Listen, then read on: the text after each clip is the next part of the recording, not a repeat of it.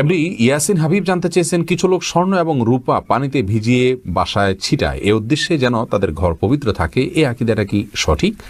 উত্তর হলো মোটেও সঠিক নয়, এটি ভুল এবং ভ্রান্ত একটি বিশ্বাস। অর্থাৎ স্বর্ণ এবং রূপা পানিতে ভিজিয়ে বাসায় ছেটালে আপনার সেখানে পবিত্র হবে, এটা শিরকি আকীদা।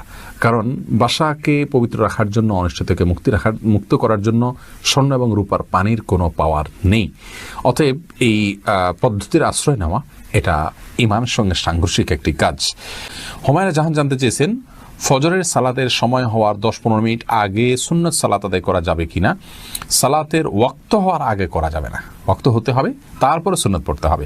কারণ আল্লাহ রাব্বুল আলামিন আমাদের জন্য সালাতকে ওয়াক্ত মতো পড়াকে আবশ্যক করেছেন। আল্লাহ ইরশাদ করেছেন, ইন্নাস সালাতা কানাত আলাল মুমিনিনা কিতাবাম মাওকুতা। অর্থাৎ নিশ্চয়ই সালাত ঈমানদারদের জন্য নির্দিষ্ট সময়ে পড়া এটা বাধ্য।